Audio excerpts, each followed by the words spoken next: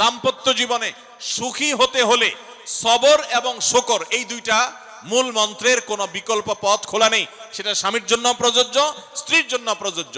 স্বামী হিসাবে আপনি স্ত্রীর অনেক অনিয়ম দেখতে পাবেন, অনেক কিছু দেখতে পাবেন, আপনার আকাঙ্ক্ষা, আপনার চাহিদা, প্রত্যাশার বিপরীত আপনাকে সবর করতে হবে। ভাইরা আমার, আমাদের প্রিয় নবী সাল্লাল্লাহু আলাইহি সাল্লামের দাম্পত্য জীবনে কিন্তু টুনটান সমস্যা হয়েছে। আপনারা মনে করতে পারেন নবী সাল্লাল্লাহু আলাইহি সাল্লামের ঘর, ওনার স্ত্রীগণ সাহাবী, তারা উম্মুল মুমিনিন আমাদের মা, এত মর্যাদাবান মানুষ তারা, তাদের আবার ঝামেলা হয়েছে। ভাই, দাম্পত্য জীবনে টুকটাক সমস্যা তাদেরও হয়েছে। প্রিয় নবী সাল্লাল্লাহু আলাইহি সাল্লাম নিজে একদিন বাসা ছেড়ে মসজিদে নববীতে এসে মন খারাপ করে বসেছিলেন, তিনি বাসায় যাচ্ছেন না, অভিমান করে। ওমর রাদিয়াল্লাহু তাআলা আনহু বিষয়টা বুঝতে পেরে, তার মেয়ে যেহেতু নবী সাল্লাল্লাহু আলাইহি সাল্লামের স্ত্রী, তিনি সেখানে গিয়ে ভেতরে প্রবেশ করে তার সাথে কথা বলে তথ্য উদ্ঘাটন করে সেটা মিটমাট করার ব্যবস্থা করেছেন। স্বয়ং নবী করিম সাল্লাল্লাহু আলাইহি সাল্লামের জামাতা, ইসলামের চতুর্থ খলিফা আলী রাদিয়াল্লাহু তাআলা আনহু, তার মতো এত মর্যাদাবান মানুষ, তার ঘরে স্ত্রী হিসাবে আছেন কে? মুহাম্মদ সাল্লাল্লাহু আলাইহি সাল্লামের মেয়ে, জান্নাতে নারীদের সর্দার ফাতিমা রাদিয়াল্লাহু তাআলা আনহা। এত বড় মানুষ তারা, স্বামী স্ত্রী দুইজন, দুই দিককার নেতৃত্বে, একজন যুবকদের নেতৃত্ব দিবে, আরেকজন জান্নাতি যুবতীদের, নারীদের নেতৃত্ব দিবে। এত বড় মর্যাদাবান মানুষ, তাদেরও দাম্পত্য জীবনে কিন্তু টুনটান হয়েছে। একবার আলী রাদিয়াল্লাহু তাআলা আনহু এসে মসজিদে টানটান হয়ে শুয়েছিলেন মাটিতে, মনটা খারাপ, ঘরে একটু হালকা ঝামেলা হয়েছে, তো এই জন্য মসজিদে নববীতে এসে মাটিতে শুয়ে আছেন। নবী করিম সাল্লাল্লাহু আলাইহি ওয়াসাল্লাম দেখে বুঝতে পেরেছেন, টের পেয়ে গেছেন যে কিছু একটা হয়েছে বাসায়। তখন তিনি জামাইকে ডেকে বললেন, কুমিয়া আবা তুরাব, এ মাটির বাপ, মাটিতে শুয়ে আছেন, এজন্য রসিকতা করে বললেন, এ মাটির বাপ উঠো, দাঁড়াও দেখি কি হয়েছে বলো। ভাইরা আমার, দাম্পত্য জীবনে টুকটাক সমস্যা হবেই হবে। যারা বিয়ে করেন নাই আগে থেকে প্রস্তুত থাকেন, বুকে পিঠে ছালার বস্তা সব বেঁধে রেডি থাকেন। বিশেষ করে সময় যেভাবে গড়াচ্ছে, তাতে করে সামনে থেকে হেলমেট পরেও যাওয়া লাগতে পারে। শুধু যাওয়া না, বাসায় ঢোকার সময় বাইক থেকে নামার পর হেলমেটটা আগে খুলবেন না, আগে যা বুঝবেন পরিস্থিতি কি, তারপর হেলমেট খুলবেন। দাম্পত্য জীবনে টুকটাক সমস্যা হবেই, এটা প্রত্যাশিত।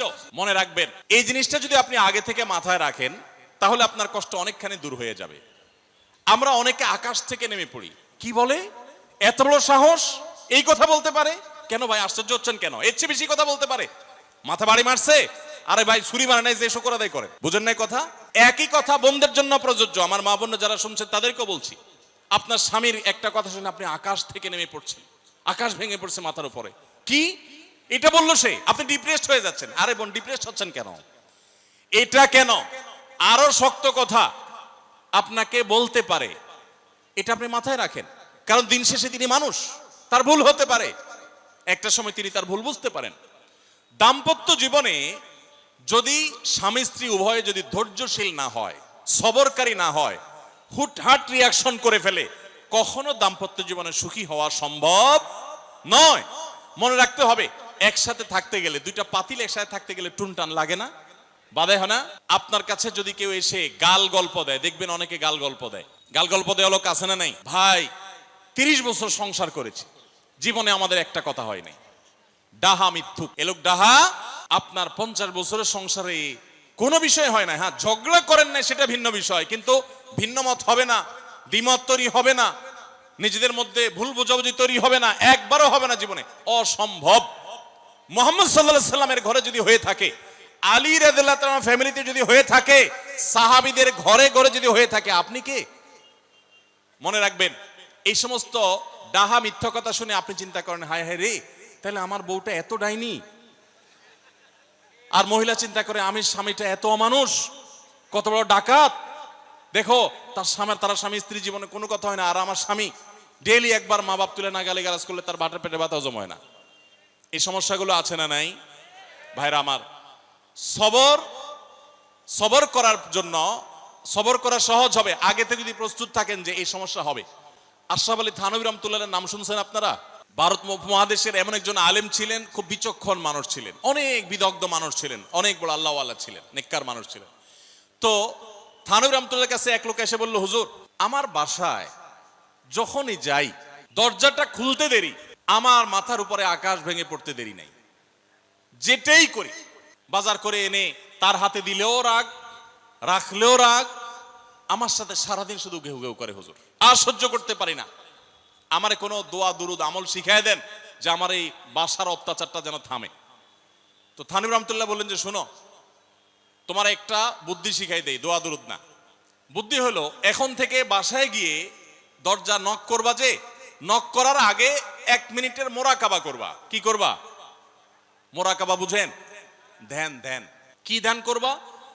দরজায় যায় থামবা, থেমে চোখ বন্ধ করে মাথাটা নিচু করে চিন্তা করবা আমার ঘরের ভিতরে একটা কুকুর আছে, আর কুকুর মানুষ দেখলে কি করবে? ঘেউ ঘেউ করবে। অতএব এটাতে আমার রাগ হওয়ার তো কিছু নাই, কুকুর কেন ঘেউ ঘেউ করছে এটা জিজ্ঞেস করার তার এক বোকামি। অতএব এটা আমি মাথায় কিছু নেব না, ইগনোর করব। কুকুর থাকলে কুকুর তো ঘেউ ঘেউ করবেই, এটা চিন্তা করে এরপরে বিসমিল্লাহ পড়ে নক করবা। তো এই বুদ্ধি অনুযায়ী পরের দিন আসছে বাসা, আগে 1 মিনিট মোরাকাবা করছে, এরপরে দরজা নক করছে। যথারীতি দরজা খোলার পরেই শুরু হয়ে গেছে যুদ্ধ, ইউক্রেন রাশিয়া। যুদ্ধ শুরু হয়ে যাওয়ার পর এই লোক অন্যান্য দিন সেও টুকটাক রিয়াকশন করে, হাতাহাতি বকাবকি, দুই পক্ষ থেকে টুকটাক হামলা পাল্টা হামলা হইতো, কিন্তু আজকে সেই লোকটা আর হামলা টামলা তার করা দূরের কথা, উল্টা সে মিটমিট করে হাসতেছে এবং একটা পর্যায়ে আর নিয়ন্ত্রণ করতে না পারে ফিক করে হাসেই দিচ্ছে। এবার বউ চিন্তা করতেছে কাহিনী কি, কারণ যারা ঝগড়া করে তাদের সাথে পাল্টা ঝগড়া না করলেও কিন্তু মেজাজ গরম হয়। কদিন আগে শুনছেন না পত্রিকা যে এক মহিলা স্বামীরে ডিভোর্স দিছে, কেন? কারণ স্বামী ঝগড়া করে না। কদিন আগে পত্রিকা দেখছেন। এই মহিলা যখন দেখছে স্বামী হাইসা দিছে, সে এবার ঝগড়া টগড়া থামায়া বলতেছে, ঠান্ডা মাথা বলতেছে, কাহিনী কি বলো তো, তুমি হাসতেছো কেন? বল না না কিছু না কিছু না। সে তো বলবে না। স্বামী মনে করছে হয়তো অন্য কোনো কাহিনী আছে, কোনোভাবে উদ্ধার করতে পারে নাই। পরের দিন আবার সেম কাহিনী, আবারও হেসে দিচ্ছে। মহিলা চিন্তা করছে ব্যাপার কি, বলে না আজকে তো তোমার একদিন কি আমার একদিন, বলতেই হবে তোমার। কেন তুমি হাসতেছো? আমার ঝগড়ার বিনিময়ে তুমি ঝগড়া না করে হাসতেছো, অপমান করতেছো। আমার ঝগড়ার কোনো দাম নাই, আমি কি কথা বলতেছি না, এগুলো কোনো মূল্য নাই। যখন চেতে যাচ্ছে এবার বলতেছে শোনো, তুমি যেহেতু জোরই করতেছো, তাইলে আমি বলি, আমি গেছি এক হুজুরের কাছে, হুজুর আমার এই বুদ্ধি শিখাই দিছে, আমি সেই বুদ্ধি অনুযায়ী চিন্তা করি। এখন আমি চোখের সামনে যখন চিন্তা করি যে কুকুর গেউ করতেছে, আমার হাসি আসে। তখন বউ চিন্তা করে, কি বললা তুমি? তাহলে তুমি এই মনে করো আমারে? এবার থেকে বেচারে ঝগড়া করার আগেই তার থেমে যায়, চিন্তা করে হায় হায়, আমি ঝগড়া করলে তো সে মনে মনে আমার ওইটা চিন্তা করবে। বুঝতে পারছেন? দাম্পত্য জীবনে একটু বুদ্ধিশুদ্ধি করে না চললে, শুধুমাত্র সোজা হয়ে দোয়া দুরুদ পড়বেন আর সব সোজা হয়ে যাবে শুয়ের মতো, এত সোজা না। একটু বুদ্ধিশুদ্ধি খাটায় চলতে হয় এবং সবর করতে হয়। এই যে ভদ্রলোক যদি সবর না করতেন, তাহলে মারামারি কাটাকাটি করে কখনো সমাধান হয় না। স্বামী স্ত্রী উভয়কেই আমরা এই যে ঘটনা বলেছি, এই ঘটনার মাধ্যমে কাউকে ছোট করার উদ্দেশ্য না, জাস্ট বোঝানো উদ্দেশ্য। এটা বিপরীত দিক থেকেও হতে পারে যে আমরা সবর করতে হবে দাম্পত্য জীবনে। তাহলে আগে থেকে যদি এই ঘটনা বলার উদ্দেশ্য হলো যে এই ভদ্রলোক আগে থেকে যখন অপেক্ষা করছেন যে হ্যাঁ অনাকাঙ্ক্ষিত কিছু হতেই পারে, তখন এটার জন্য প্রস্তুত থাকার কারণে আর তার ঝামেলা বাড়ে নাই, বরং কমছে। এখন আপনি যদি আগে থেকে প্রস্তুত থাকেন, দাম্পত্য জীবন টুকটাক সমস্যা হবেই, দুই ঘরে দুইজন মানুষ একসাথ হয়েছি, বহু কিছুতে গরমিল হবে। অতএব আমরা সবর করব, ধৈর্য ধারণ করব, ভালো দিনগুলো দেখব। আপনার স্বামীটা হয়তো অমানুষ, সে আপনাকে গালিগালাজ করে কিন্তু চরিত্রহীন না। অনেকের স্বামীটা খুব ভদ্র কিন্তু চরিত্রহীন, ব্যবহার ভালো করে চরিত্রহীন, তাদের কষ্ট আপনার চাইতে কম না। অনেকের স্বামী খুব ভদ্র কিন্তু বেকার, 2 পয়সা কামাই করতে পারে না, সারাদিন ঘরে বসে বসে খায় আর শ্বশুরবাড়ি থেকে যৌতুক এনে আইনা খায়, নিশ্চয় আপনি তার চাইতে ভালো আছেন। মানুষ এভাবে যখন ভালো দিকগুলো চিন্তা করবে, তখন তার ভিতরে শকর আসবে। তাহলে দাম্পত্য জীবনে সুখ শান্তির জন্য তৃতীয় করণীয় হলো সবর এবং শকরের চর্চা করা। আল্লাহ আমাদের সবাইকে তৌফিক দান করুন।